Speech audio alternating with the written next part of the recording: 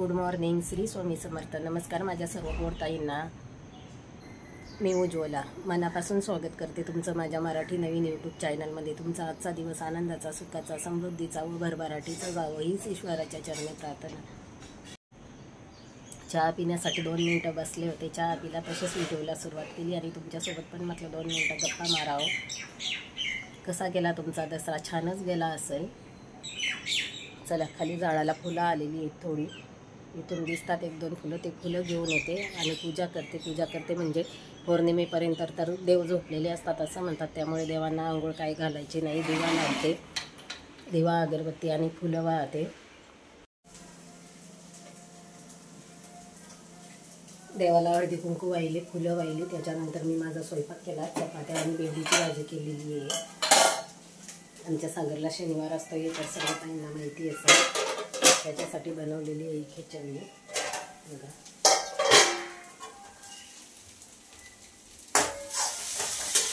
खलबत्त्यामध्ये शेंगदाण्याचं कूट करते आणि खिचडीमध्ये मी नंतर टाकते. त्याला किचन ओट्यावरती बघा तुम्ही पसारा आहे थोडा. म्हणजे स्वयंपाक करताच मी असा पसारा आवरत असते. आणि भांडी पण घासायची आहे. सर्व भांडी बेसिनमध्ये जमा करून ठेवली. पहिले शेंगदाण्याचं कूट करते आणि खिचडी बनवून देते त्याला. आणि नंतर मी माझा किचन ओटा स्वच्छ करते आणि भांडे घासून घेते. दळण पण करायचे आहे. मिस्टरांनी मला गहू काढून दिलेले आहे. बाहेर ठेवलेले आहेत गहू, कारण त्यामध्ये पाकळ्या झालेल्या आहेत. उन्हात पण टाकायचे आहे ते, पण आता 2 दिवस झाले थोडं ऊन तापत आहे. दाखवते तुम्हाला. पण अजून पुसून पण घ्यायचे आहे. भांडे घासते, पुसून घेते आणि नंतर दळण करते. तसे हे गहू निवडून ठेवलेले आहे, तरी पण चाळणीने चाळून घेते. थोडासा बटाटा तेलामध्ये करपल्या गेला तरी पण छान लागतो.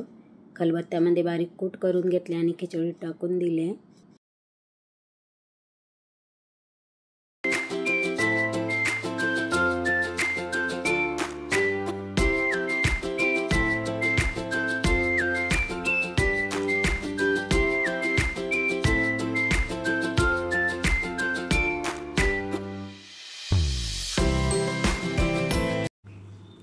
फरशी पुसायला जे पाणी घेतलेलं आहे त्या पाण्यामध्ये मी हातावरती कापूर चोळून घेतला आणि तो पाण्यामध्ये टाकला. फरशीच्या पाण्यामध्ये आपण गोमूत्र, हळद, हिंग, खडे मीठ असं काहीतरी टाकायचं.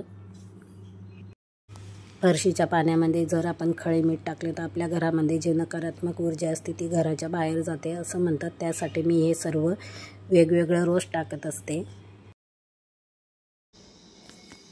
फरशी पुसण्याच्या पाण्यामध्ये मी जास्त फिनाईल वापरत नाही. केव्हा तरी फिनाईल वापरते, नाही तर आपल्या किचनमध्ये जे अवेलेबल सामान असतं तेच वापरते मी.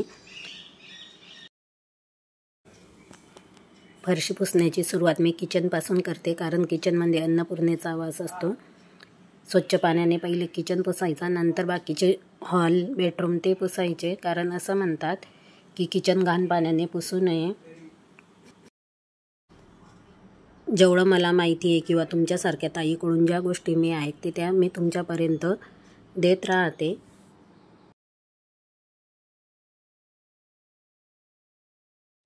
कपडे धुतले, कपडे वाळायला टाकले आणि म्याऊने थोडी माती केलेली होती म्हणून इथं जाऊन घेतलं, कारण मला दळण करायचं आहे. या पॅन्टी अजून थोड्या वल्ल्याच आहे, त्या परत वाळायला टाकते. जे शर्ट वाळलेले आहे ते काढून घेतले, त्यांच्या घड्या घालते आणि कपाटामध्ये ठेवून देते.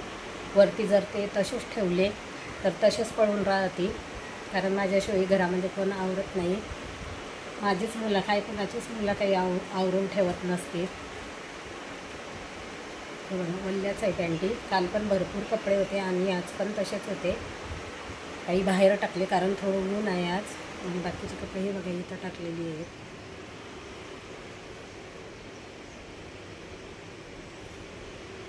जे गहू काढून ठेवलेले आहे ते आता गाळून घेते, कारण त्यामध्ये अळ्या झालेल्या आहे, सोंडे नाही झालेले, कारण त्यात लिंबाचा पाला आणि बोरिंग पावडर टाकलेली होती.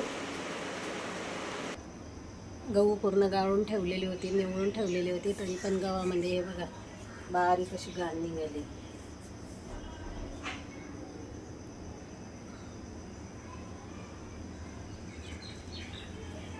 जवळून दाखवते तुम्हाला. आणि अळ्या पण झालेल्या आहेत, एवढ्या नाही पण थोड्याफार बारीक अळ्या झालेल्या आहेत. चाळणीच्या खाली जे बारीक गहू निघाले ते सर्व पक्ष्यांना टाकून देते. काल आपण ज्या 2 साड्यांना फॉल लावून घेतलेली होती, मला रात्री सांगितलं होतं. रात्रीच्या एका साडीला हात शिलाई करून घेतली. रात्री खूप वेळ झाला होता, त्यामुळे एक साडी मी तशीच ठेवलेली होती. त्या साडीला आता हात शिलाई करून घेते.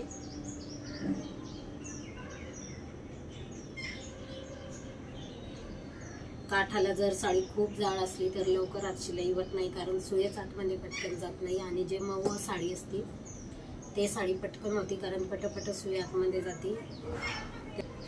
ही साडी माझीच आहे, कस्टमरची नाही.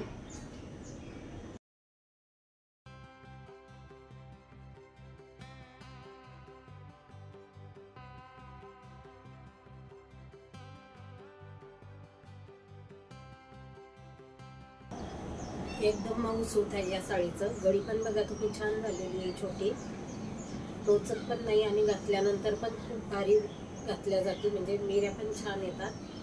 एकदा मी घातलेली ही साडी तेव्हा त्या साडीला फॉल लावलेला नव्हता.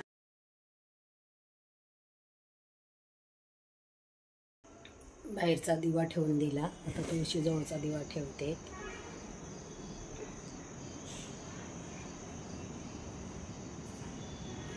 दिव्यावरती मी असा काच ठेवते. हवेमुळे दिवा काय होतो, विझून जातो, त्यासाठी मी हा असा काच आणलेला आहे. ह्या गावरान तुरी आहे. तुरीच्या घुगऱ्या चवीला खूप छान होतात. तुम्हाला पण दाखवते कशा करते ते. कुकरमध्ये लवकर शिजतात म्हणून मी कुकरमध्ये टाकते. तेल चांगलं स्वच्छ पाण्याने धुवून घेते आणि कुकरला लावते. बघा तुरी आपल्या छान शिजलेल्या आहे. 5-6 शिट्ट्या कुकरच्या करून घेतलेल्या आहे. फोडणीसाठी मी इथं घेतलेला आहे लसूण जरा जास्त घ्यायचा. खलबत्त्यामध्ये बारीक ठेचून घेते जाडसर. आणि 2 ते 3 मीडियम आकाराचे कांदे कापून घेतले. कोथिंबीर, लसूण कुटून घेते आणि भाजीला फोडणी देते.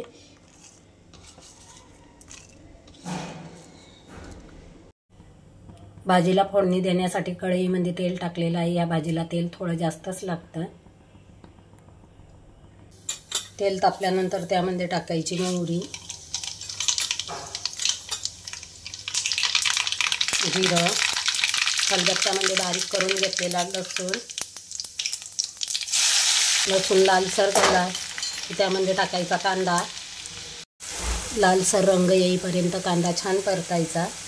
कांदा लवकर होण्यासाठी त्यामध्ये टाकते थोडं मीठ. मिठामुळे कांदा लवकर होतं, हे तर सर्व ताईंना माहिती असेल. मिक्सरमध्ये मिरच्यांची जाडसर मिरची पावडर करून घेतलेली आहे. ती मिरची पावडर मी यामध्ये वापरली. आणि हळद,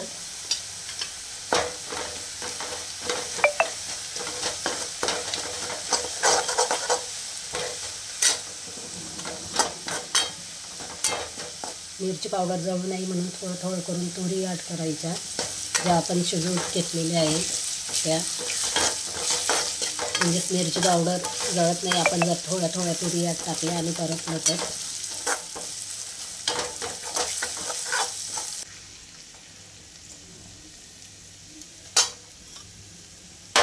त्यावर टाकायची कोथिंबीर बारीक चिरून घेतलेली.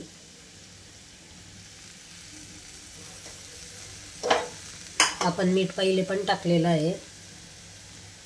परत थोडं मीठ टाकायचं.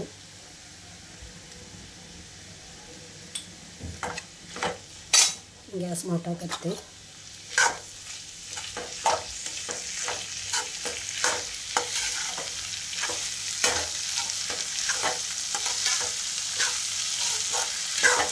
कोथिंबीर टाकल्यानंतर परतलं आणि त्यामध्ये टाकला घरकुल मटण मसाला. घरकुल मटण मसाल्याने या भाजीला चव खूप छान येते. भाजीला तेल पण छान सुटलेलं आहे.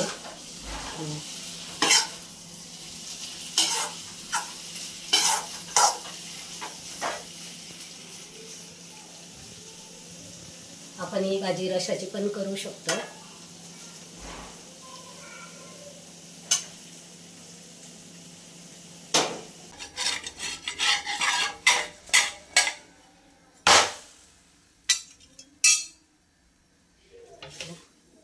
चार भाकरी करून घेतल्या मी.